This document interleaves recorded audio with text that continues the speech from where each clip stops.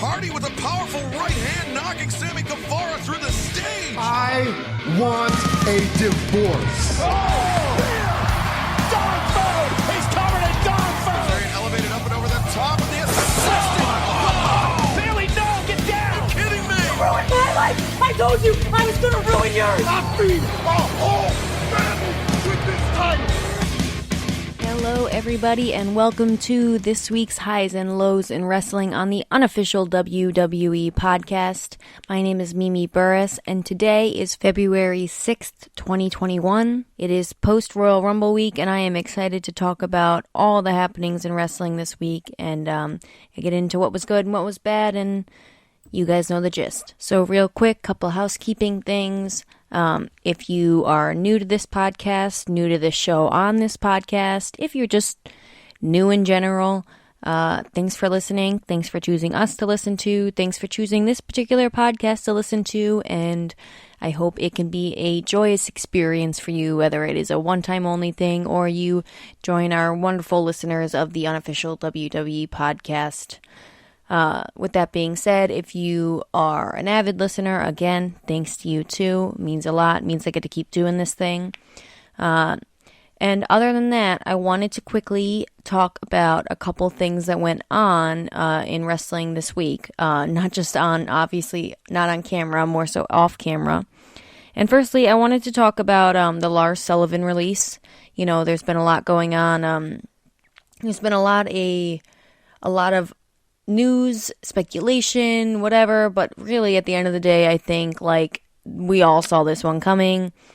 This guy was a PR mess, was not nearly, this is such a crappy comparison, but if you think of somebody like Randy Orton, who got himself into all sorts of trouble back in the day, when social media was not nearly as popular, but still got himself into plenty of trouble, but he's Randy damn Orton, you know, so he could kind of get away with some of that stuff.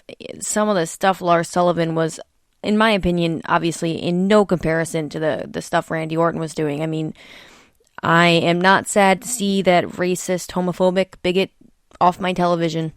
I understand everybody deserves a second chance, but it doesn't sound like he's learning any kind of lessons, considering he's still doing what he's doing. But with all that, you know, even though I say all that, I do wish him the best in his future endeavors.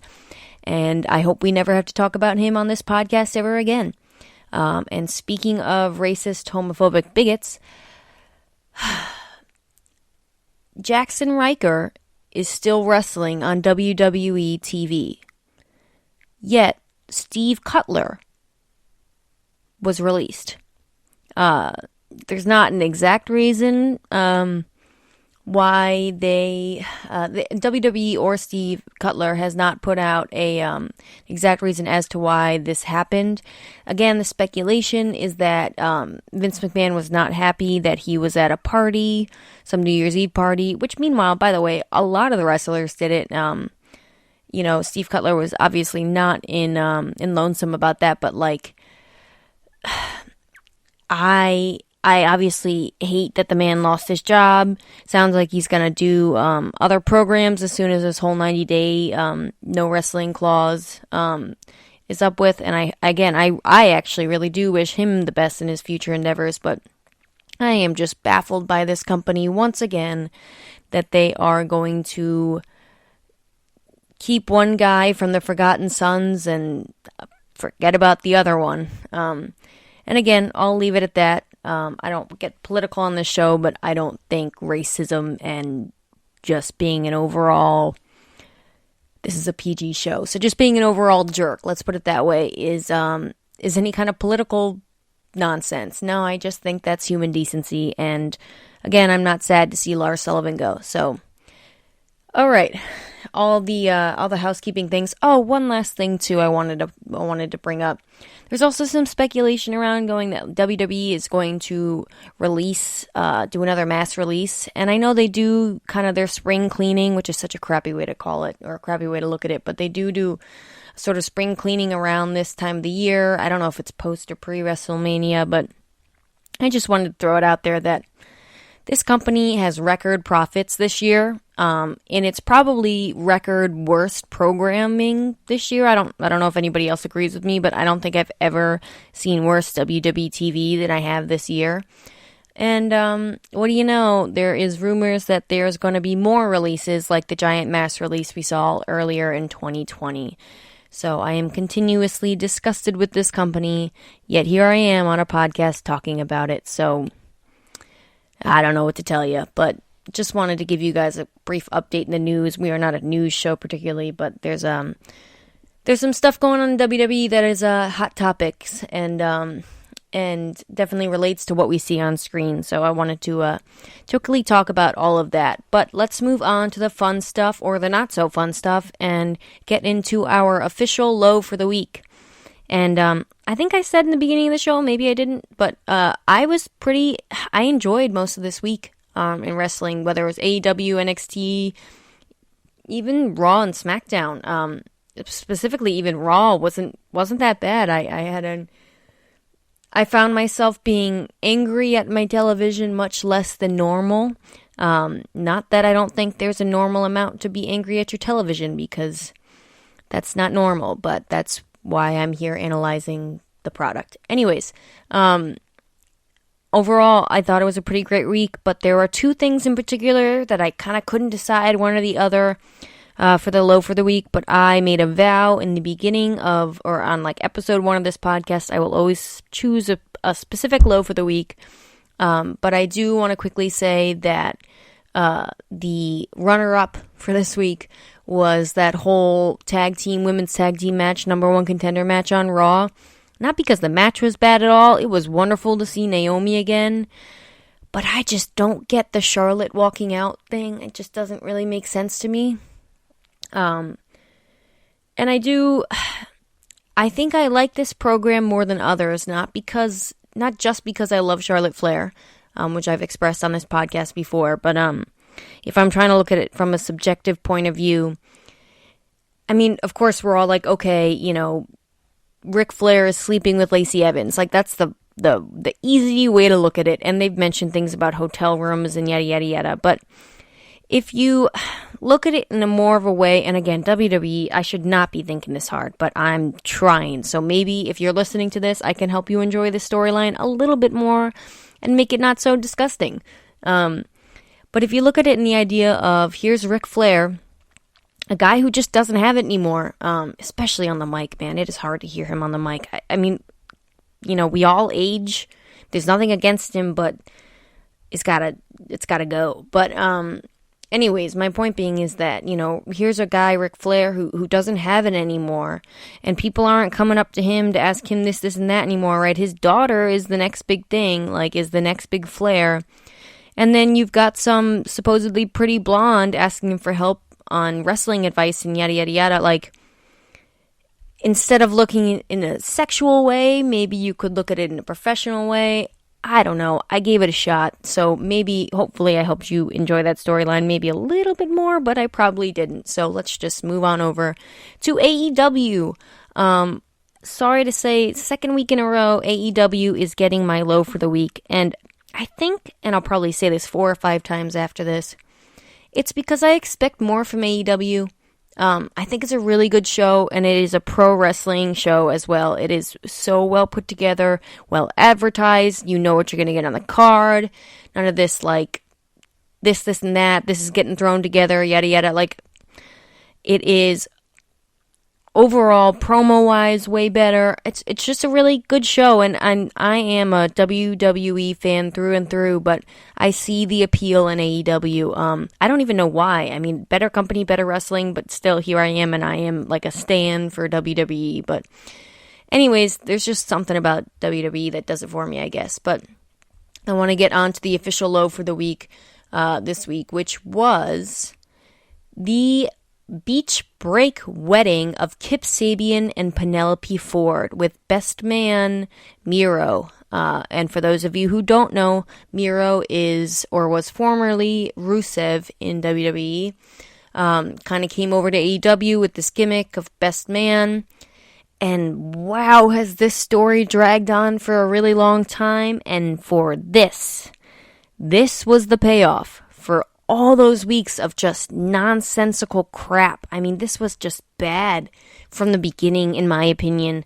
But this wedding, right? Wrestling and weddings, I don't know why, but the two seem to just go together a lot. I mean, we have a lot of infamous weddings in WWE's past, and some good, some terrible.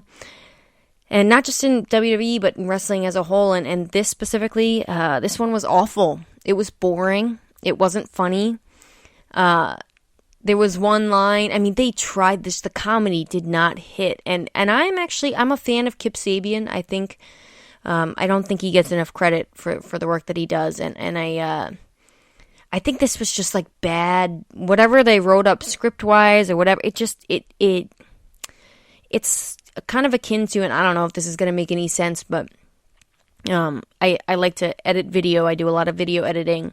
And sometimes when you edit something together on a video and you can sit there thinking, oh, this is so funny, right?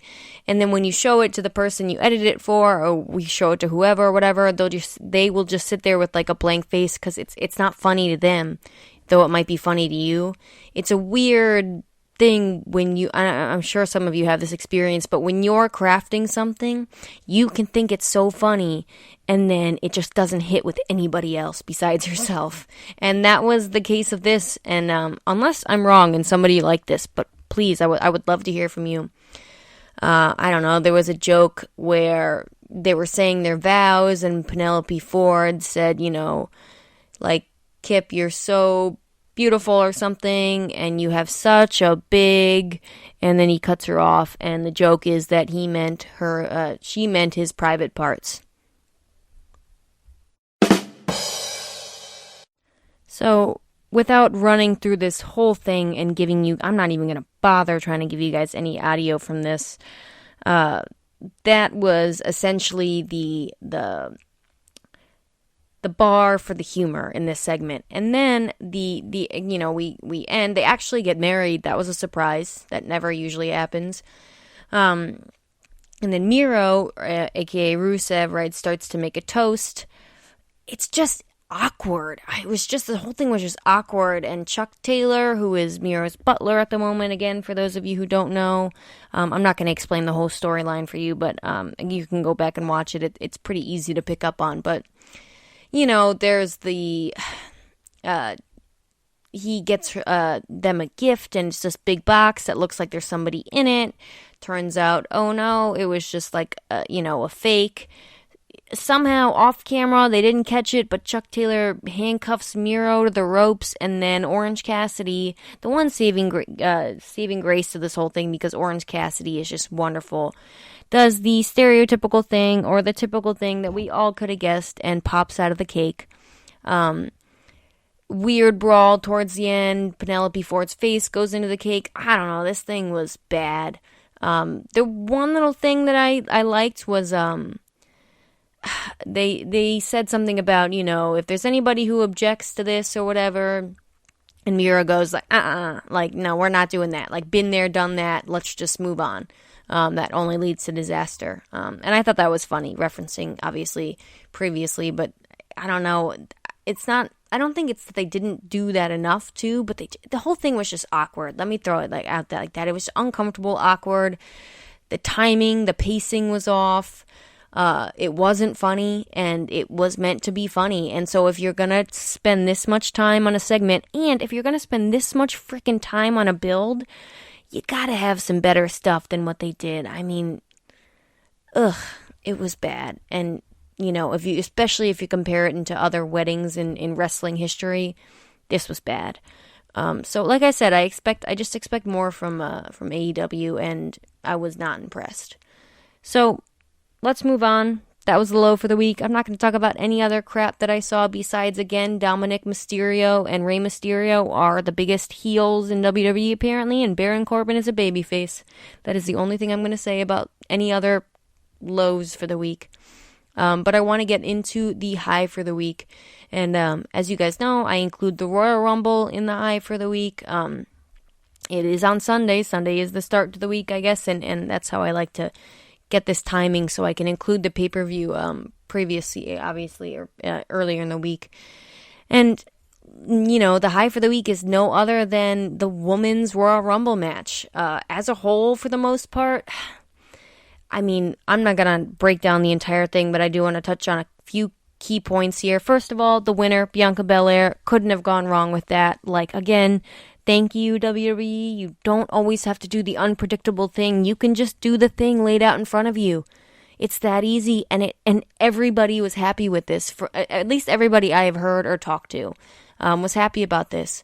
I think Belair has a lot of work to do on the mic, and there are definitely things about her game that need to be fixed, but she is a star for sure. She's got the look, she's got the attitude, she's got the in-ring. It just needs some tweaking, I think. And then let's, rewind a little bit to the ending of the match. You have Rhea Ripley, Charlotte Flair, Bianca Belair as the last three. First of all three of those are my top three picks to win because I love all three of those. So that's a subjective thing, obviously. But the way they did this, and they did a similar thing in the men's match with Randy Orton, is they put the person in that they knew the majority of fans didn't want to win, aka Charlotte Flair, right? Therefore, you've got this weird suspense of, oh my God, I swear to God, if Charlotte Flair wins two Royal Rumbles in a row, I'm going to freak, yada, yada, yada. And then you get the satisfaction of Rhea Ripley and Belair, throwing her out of the ring. And I love this ending so much because it was just logical. These two it made sense what they did. Okay, here's the chick who we don't like, we both don't really like, and who came and kicked both our butts in NXT and, won last year. Let's remove her from the situation first so then we can do battle, have a new face, win this year.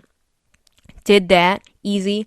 And then I loved when they were on the outside, they looked at each other like, let's not do anything stupid here. Let's just take our time, get back in the ring, handle this like women. Because you see so many times these people just battling on the apron for however long. Get back in the frickin' ring, where you can't get eliminated super easily. And so I thought this was really, really well done, this whole match. A lot of people didn't like that cute little 24/7 title thing with Alicia Fox and R-Truth. I thought it was funny. I think I am the only one, apparently, though, from at least what I've heard. The one thing I really didn't like was the Nia Jax eliminated Shayna Baszler, and then Shayna Baszler was just, mad for 2 seconds and I'm over it. All right, let's go beat up Natalya together. I hated that they announced Natalya as the 30th woman to enter the match. Where was Tamina? My girl Tamina. NXT had a giant showing in this, and I guess my only hope for this afterwards is that we get some Rhea Ripley on the main roster, kicking butt. Throw her in a world title picture right away. She deserves it. She has everything. I am excited to see what they do with her on the main roster, but I'm also really not excited because WWE and NXT call-ups do not have a good track record, so prove me wrong, Vince McMahon, please, I am begging you. And yeah, that was it. Like I said, there was a bunch of other great stuff this week. The main event on AEW, that 6-man tag, Rey Fenix is unbelievable, superhuman. The suicide dives he does, he throws himself into the it's not barricade, guardrail, like he gets shot out of a cannon. I swear to God, it is so impressive to watch him. I'm not a big fan of when the tag team thing with the rules of 5 seconds in the ring and you gotta tag in and out and then it just becomes a big mosh. It messes with my head a little bit, so that's why this wasn't my high for the week, but it was still an amazing match. Good to see the Good Brothers doing all the good that they can do outside of a company that doesn't know how to book. Jon Moxley, incredible as always. Pac, future AEW World Champion in my opinion, hopefully. Crazy to think what he was doing as Adrian Neville in WWE as well. Like I said, Raw was a pretty great show this week too. Good to see Carlito back. Shredded Carlito. Carlito made Edge's comeback last year. Edge looked in shape, but Carlito, I didn't recognize him at first.